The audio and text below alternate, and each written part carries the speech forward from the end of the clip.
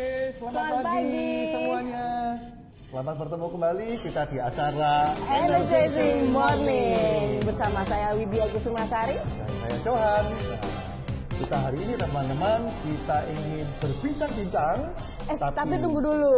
Apa ini? Ini masih di masa-masa Imlek nih. Oh iya. Ya, tahun baru Imlek. Kita ucapkan dulu buat teman-teman yang merayakan. Tionghi. Ya. Angpaunya dong, angpaunya gitu.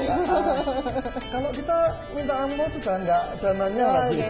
Berarti kalau gitu kan biasanya kalau anak-anak boleh minta angpau nih yang kedewasa. Donlen boleh minta angpau sama Aplen nggak? Kamu tahu nggak peraturannya angpau itu apa ya? Nah, ini buat teman-teman yang tahu nanti boleh kasih tahu kalau saya salah. Yang saya tahu teman-teman, angpau itu diberikan buat yang belum menikah. Anakmu berapa? 3. Dan di masa ini saya tuh baru ngerasain banyak anak banyak rezeki itu cuman di Imlek aja. Oh gitu ya. Karena 3 dikelilingin ada investasi bodong ke maminya. Oh okay. Selama Anda juga nggak didatengin. Kalau didatengin itu muter sebenarnya. Oke teman-teman, ya di tahun 2023 ini ya bertepatan juga dengan tahun baru Imlek ini kita berdoa bahwa tahun ini akan menjadi tahun yang luar biasa bagi kita semua. Amin. Bisnis kita juga semakin besar, omset semakin meningkat, dan kita akan membantu orang-orang rekan-rekan kita lebih banyak lagi sehingga mereka pun juga bisa membantu orang lain lagi. Yes, betul. Dan di mengawali tahun baru ini, kalau ngomong angpau itu biasa identik dengan uang ya, dan itu bisa habis. Dan kali ini saya juga minta angpaunya sama Aplen itu dalam bentuk investasi yang nggak habis. Apa itu? Ilmu. Kok jadi saya ditanya? Salah ya? Harusnya saya yang tadi dong. Cok janjiannya itu tadi saya nanya situ ya kan? Ya maaf ya teman-teman. Oke teman-teman ya. Oke, jadi kali ini teman-teman kita ini ingin membahas, kita pengen tahu ya, katanya kan bahwa kita tuh harus belajar dari pengalaman. Betul. Ya kan? Jadi pengalaman itu adalah guru yang terbaik. Iya. Meskipun kita juga sama-sama tahu bahwa pengalaman orang lain itu juga guru terbaik juga. Nggak perlu kita ngalamin. Betul. Tapi kita juga bisa belajar dari orang lain. Nah, kita di hari ini teman-teman, kita ingin membahas kesalahan orang-orang baru dalam menjalankan bisnis HDI. Oh, ternyata ya kan? orang baru punya salah juga ya, nggak cuma orang lama ya. Emang nggak inget situ pada waktu baru. Iya sih. Nah, makanya sekarang ini kita mau bahas teman-teman. Ya, kebetulan kalau Bu Sari mungkin mengingatnya lebih mudah. Baru 4 tahun. Nah, 4 tahun. 4 tahun yang lalu saya ya. berusaha akan berbagi pada Anda, saya katakan. Meskipun saya mengingat-ingatnya juga lumayan nih. Saya 20 tahun yang lalu itu kesalahannya apa aja ya. Gitu. Ya, jadi teman-teman hari ini kita ingin membahas hal itu, ya kan. Nah, sekali lagi langsung aja. Ngomong-ngomong Bu Sari, pada waktu Anda masih baru, ingat nggak kesalahan-kesalahan apa sih yang dilakukan pada waktu masih baru di awal-awal, ya kan begitu join, ya kan? Upline atau mentor kan pasti menyarankan tuh harus begini, harus begini, harus begini. Nggak ngikut kan? Enggak. Itu kesalahan saya yang pertama. Oh itu. Apa itu? Nggak percaya sama Aplen. Oh gitu ya?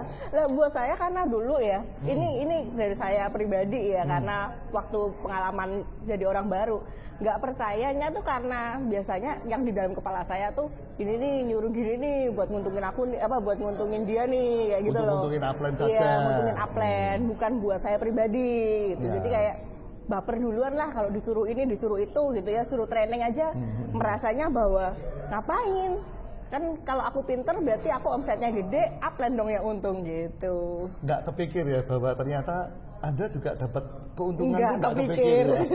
Padahal ya tambah pinter loh harusnya ya kalau kita belajar sendiri. Betul ya. Itu. Oh berarti itu ya apa namanya, kesalahan di awal itu biasanya nggak mau ikut training. Nggak mau ikut.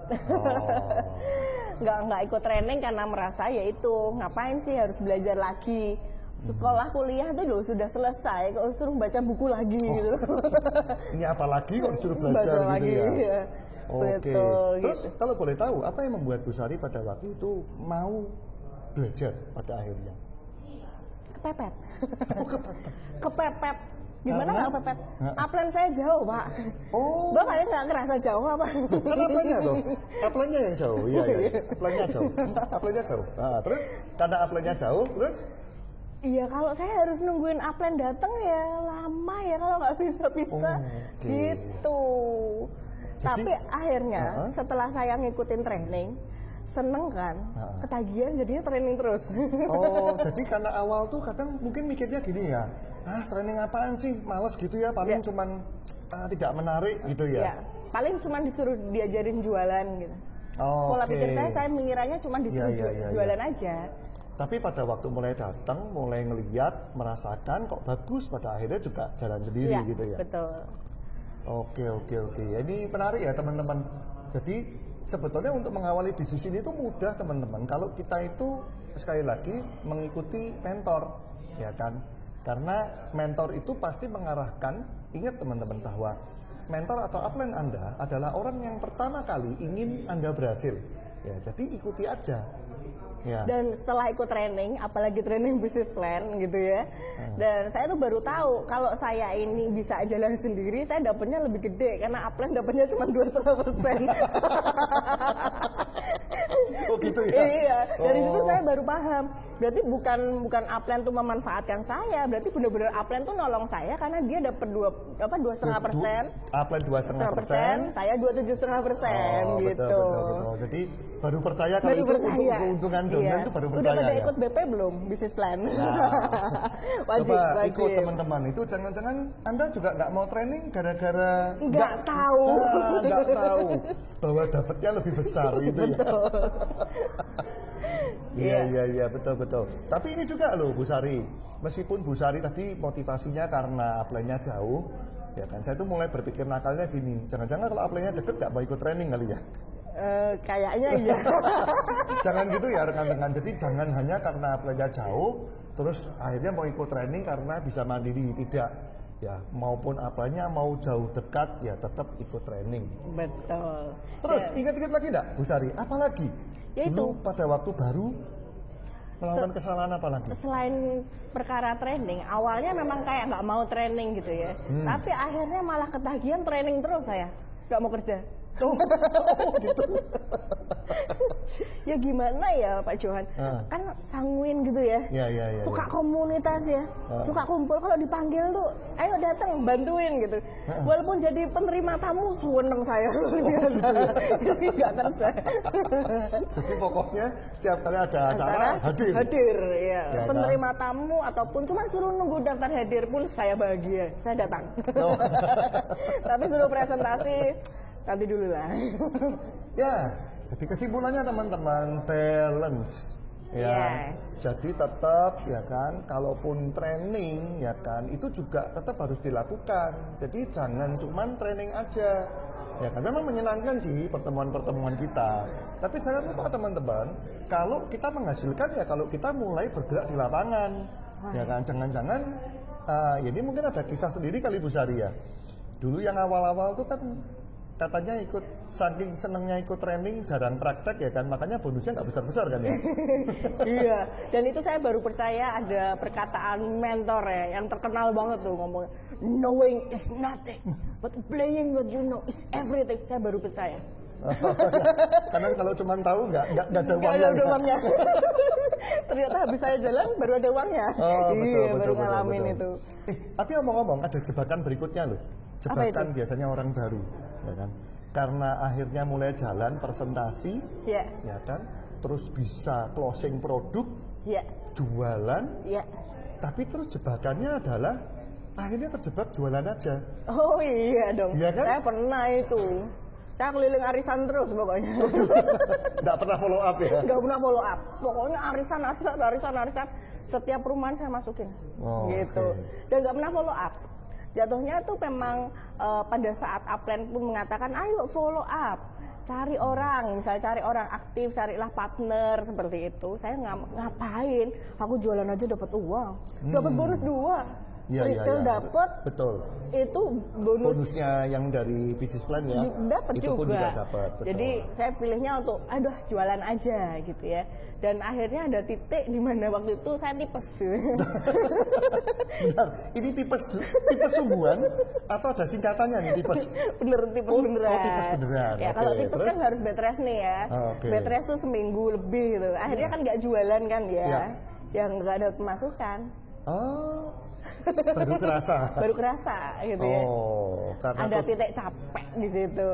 Karena kerja sendirian. Oke. Jadi ternyata pelajaran tipes itu yang membuat baru sadar bahwa saya harus punya partner. Betul. Oke. Ya. Jadi ini menarik ya teman-teman. Jadi menarik ya, kita ngomong jebakan dan kesalahan tapi duitnya dapat ya. Dapat, enaknya di situ gitu. Jadi walaupun kita salah, masih untung. Salah masih untung. Jadi kayak misalnya yang rumah diambil jalan tol itu loh, bukan ganti rugi, ganti untung. Ganti untung. Ya, jadi kita paham ya teman-teman. Jadi kita di sini nggak cuma jualan saja, ya kan tadi seperti Bu Sari cerita bahwa ngisi arisan terus. Tapi jangan lupa follow up rekan-rekan, karena di bisnis HD kita tuh ingin membangun bisnis yang besar, ya kan. Jadi kalau kita ingin seperti teman-teman leader, ya kan, yang punya income 50 juta per bulan, 1 juta per bulan, itu bukan dari ngisi arisan. Ya, dan bukan kerja satu orang aja pastinya. Betul, dia punya tim. Betul. Ya kan, makanya untuk mempunyai tim kita harus follow up. Ya, jadi jangan terjebak teman-teman. Ya, meskipun menarik juga ya, jebakannya di HD itu enak. Tapi ada jebakan satu lagi, saya pernah ngalamin juga. Oh iya, apa itu? Ya ampun, aku kesalahannya banyak banget ya. Katanya memang gitu, Bu. Oh, harus orang berhasil itu karena memang kesalahannya kita lebih banyak daripada yang lain. Iya, jadi kesalahan saya berikutnya itu setelah saya tahu gara-gara si tipes itu ya, mulai cari nih partner gitu ya. Tapi nyari partner aja nggak pernah jualan. Oh, tambah nggak ada omsetnya. Iya.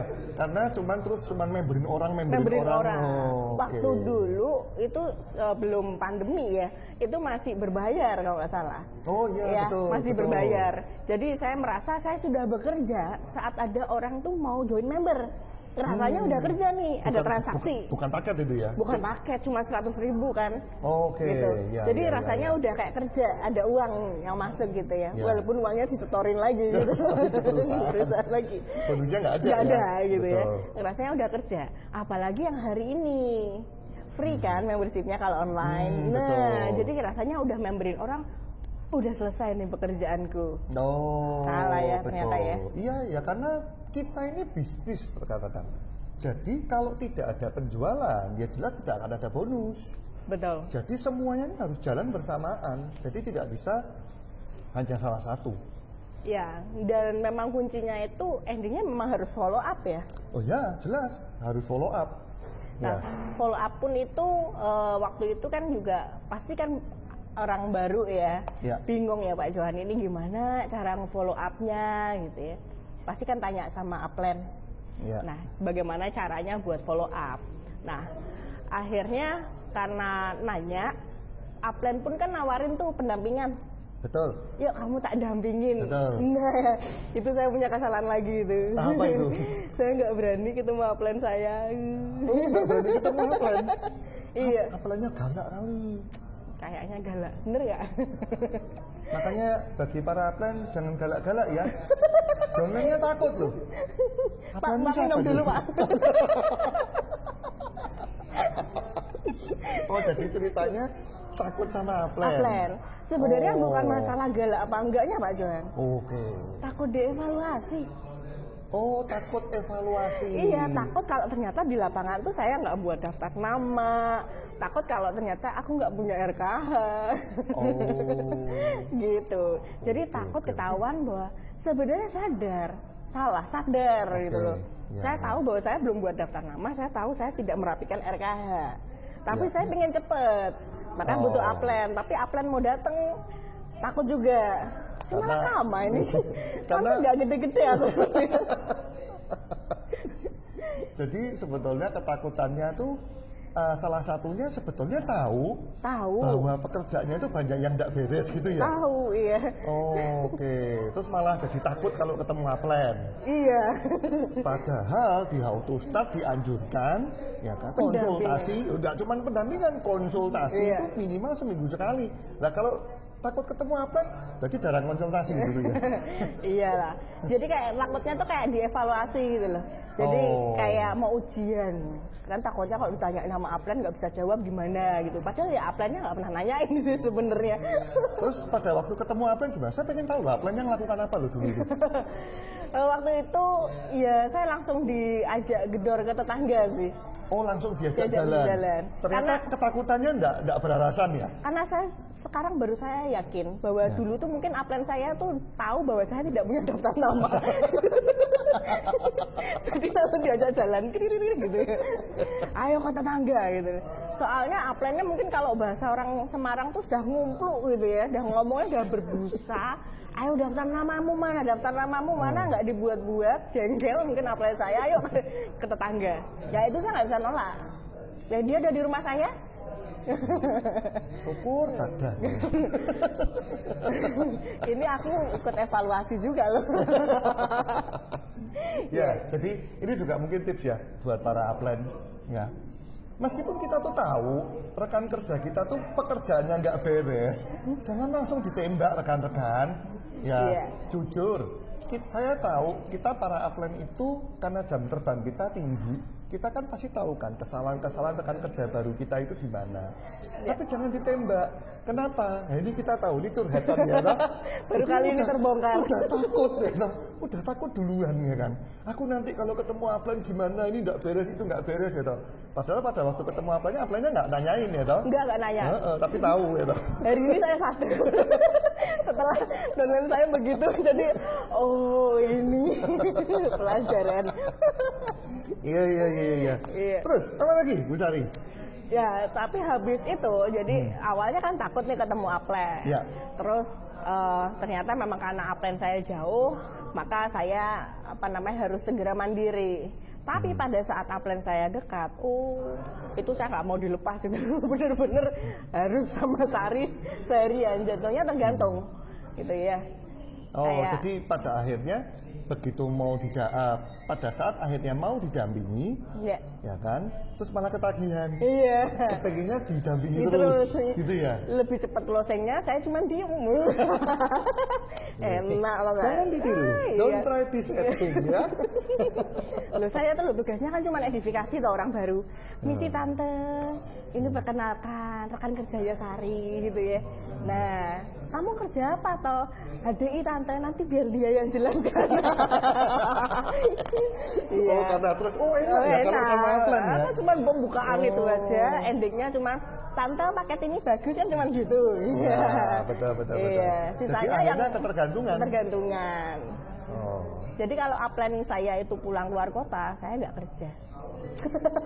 Akhirnya terkuat di channel ini. Kenapa dulu nggak besar-besar? Ternyata kalau saya kembali keluar dari kotanya, ternyata ini ya. Sorry, bukan saya, upline-nya. Upline-nya. Bukan saya. Upline-nya. Ya. Baru terkuat ya. Ya, bagus. Ya, ini jadi pembelajaran ya teman-teman. Jadi unik ya, bahwa sebetulnya kita ini harus balance, ya kan?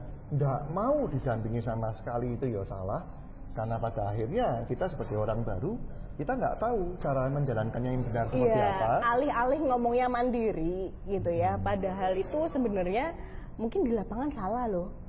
Tapi nggak sadar, nggak tahu dan memang nggak pengen dikasih tahu mungkin waktu dulu saya gitu. Itu karena malu. Nah, makanya nih upline catat ya, kalau downline ada yang salah jangan dipermalukan ya. Ini catatan buat para upline nih ya. Terus apa lagi nih? Tadi saya belum selesai, belum kan didampingi ya kan, didampingi takut ya kan. Nah, yang ekstrim kanan minta didampingi terus. Betul. Ya, jadi kalau minta didampingi terus rekan-rekan, ya bisnis kita nggak besar-besar. Kenapa? Karena upline kan jaringannya nggak cuma kita aja. Yes. Dan upline harus adil kan, harus membagi waktunya dengan semua rekannya. ya kan? Jadi kalau kita sebagai orang baru, kita tuh menggantung penuh dengan upline, ya jaringannya tidak besar-besar. Betul, apalagi kalau upline-nya luar kota kayak saya gitu ya. Jadi kalau upline-nya pulang, saya nggak kerja, walah terus dapat apa ini? Betul.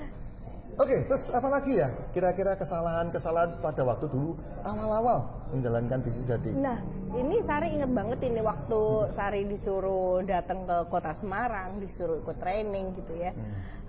Ada rasa jengkel ya, karena setiap Koko pulang ke bukan Koko ya, setiap upline saya, setiap upline saya itu pulang ke Surabaya gitu ya, pulang ke kotanya, beliau selalu nyuruh saya untuk ikut training.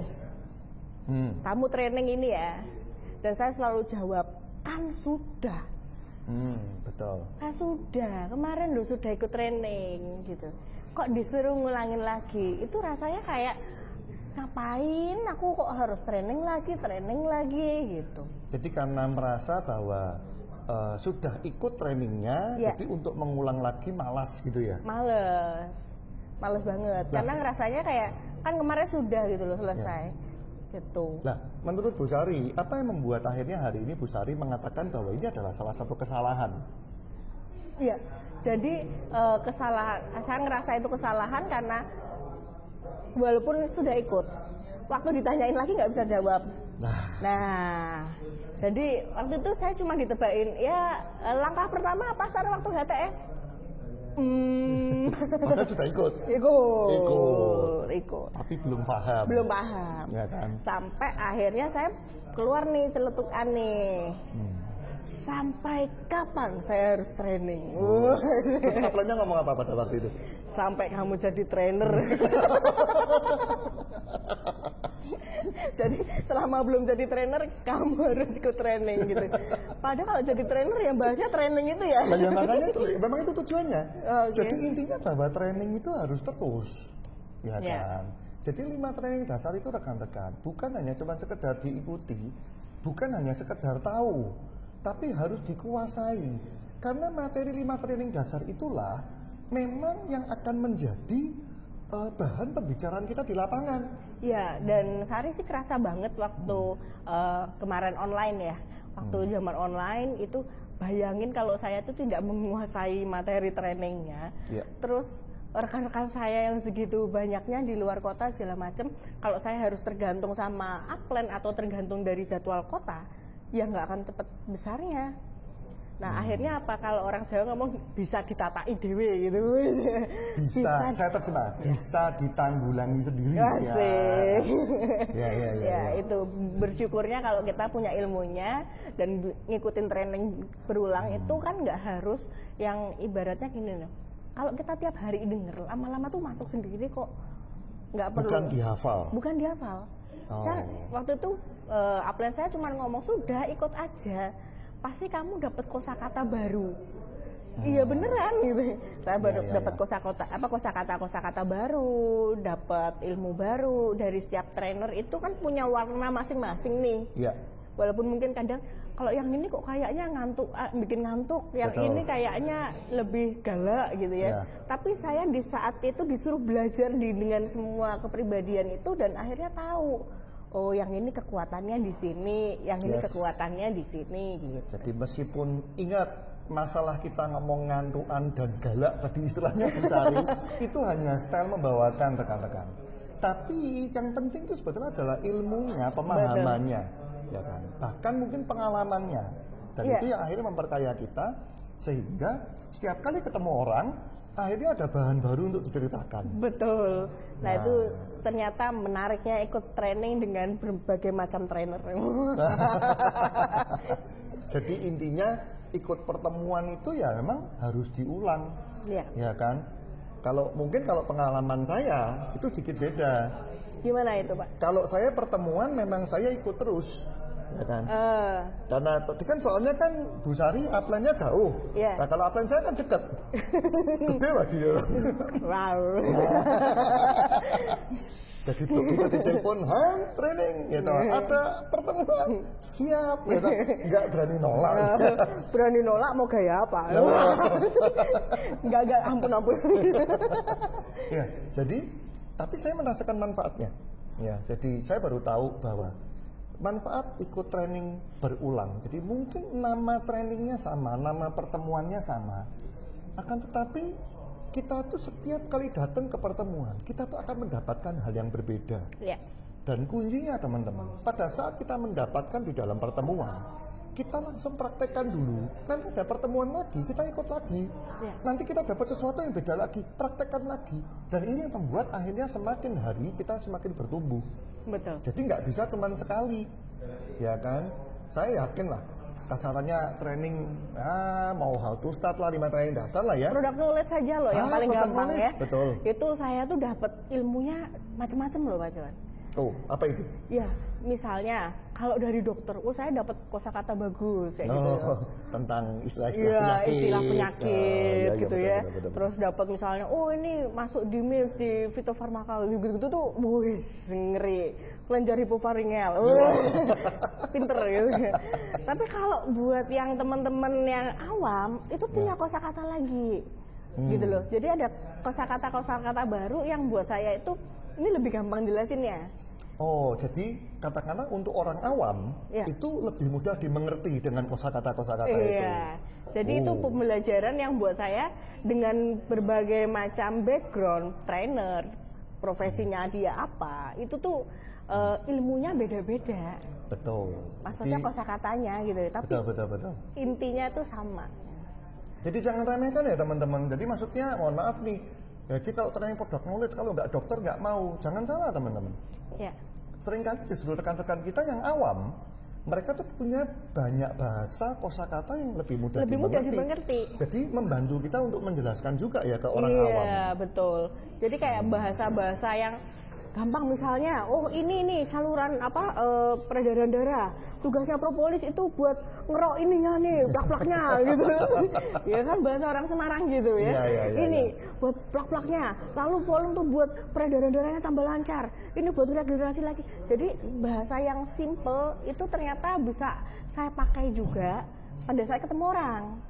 Kalau ketemu orang awam tuh saya ngomong perkara detoksifikasi, kadang bingung loh detoksifikasi itu apa gitu ya. Betul. Antioksidan tes orak itu apa bagi mereka tuh.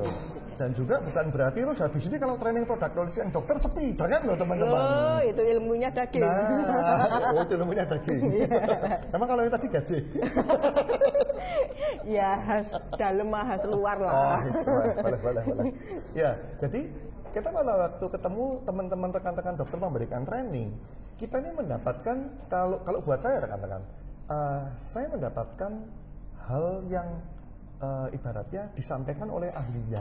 Betul. Lumayan kan, kita nggak perlu kuliah dokter, tapi kita tahu tahu berbagai macam penyakit, bahkan nama-namanya dan segala macam kita juga dapat. Lumayan.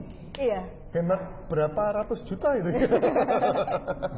Kita dengar dari teman-teman dokter ya kan. Betul, dapat ilmunya dengan training yang bisa dibilang kalau di HDI ini tuh gratis ya ilmunya ya. Gratis. Kita tinggal belajar aja, asal mau belajar pasti dapat ilmunya banyak. Dan itu kalau kita praktekin itu jadi duit gitu kan. Nah, betul. Con gitu. Kayak manggil suamiku aku. Ya namanya. Sudah nggak usah dilanjutin ya terusan keluarganya dia. Oke. Nah, berarti ikut pertemuan jangan cuma satu kali, rekan-rekan. Ya, jadi jangan pernah merasa kan saya sudah pernah ikut. Mungkin Anda pernah ikut, tapi Anda belum menguasai. Ya kan? Dan dampaknya sangat besar ya. Pada waktu mulai menguasai, mulai closingan juga tambah banyak, ya kan, punya rekan-rekan juga, ngajarnya juga lebih mudah, gitu ya. Nah, rekan-rekan, kalau misalnya kuncinya berarti bahwa kita itu di bisnis ini, kita itu ngikutin sarannya upline, ya. Kita nurut aja apa yang disarankan oleh mentor, sebetulnya tuh lebih mudah ya untuk kita berhasil. Lebih mudah, dan Sari sendiri itu ngerasa bahwa setelah nurut sama upline itu walaupun gak enak ya, saya nggak ngomong enak loh di depan, saya ngomong nggak enak. Ya gimana, kadang ngerasa harus ya kayak tadi harus training dulu, jualan terus, ibaratnya waktu dibilangin harus ini, saya memilih hal yang gampang, mencari mudahnya, gitu ya. Ya, itu yang membuat Sari juga nggak tambah berkembang. Tapi pada saat saya nurut dan pada saat dibilang kamu training ini, oke, ini kamu belajar mandiri ini, dan itu Sari mulai jalanin dan progresnya memang berbeda. Ya mungkin betul apa kata mentor ya, kalau misalnya kita masih bayi ya makanannya bubur gitu ya, dan mulai semakin mandiri dapat makanannya pun lebih bervariasi, jadi saat kita mandiri bonusnya lebih gede. Tapi sebelum mandiri pastikan mandirinya bener dulu, jalannya jejak dulu, tegak. Ya, apa sih? Sesuai dengan caranya, sesuai dengan sistem. Iya. Ya, jadi dengan kemandirian akan jauh lebih cepat. Betul. Oke, ya. Jadi sekali lagi rekan-rekan, inilah mudahnya bisnis HDI. Ya, kita tinggal ngikutin aja apa yang dikatakan oleh para mentor. Ya, dan sekali lagi teman-teman jangan takut salah. Ya, tadi Bu Sari ya kan juga sudah cerita kesalahannya dulu di awal, bahkan takut ketemu dengan upline dan segala macam. Ingat-ingatlah rekan-rekan, hari ini Bu Sari pun bisa cerita. Kenapa? Ya karena dia juga melakukan kesalahan. Iya. Ya kan? Jadi Anda jangan takut salah, rekan-rekan. Jadi jika Anda ingin besar, konsultasilah dengan upline Anda, beranilah untuk melakukan. Andai kata salah pun, enaknya di bisnis HDI. Salah dulu, kita nggak akan rugi sampai miliatan. Betul, ya ganti kan? Untung.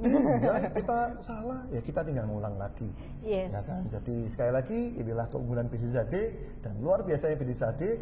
Dan biarkan ini akan menjadi sebuah bekal buat Anda semua untuk mengawali minggu ini. Kita akan buat terobosan-terobosan baru. Semangat semuanya, Doroyatron buat semuanya. Sampai ketemu. Bye-bye.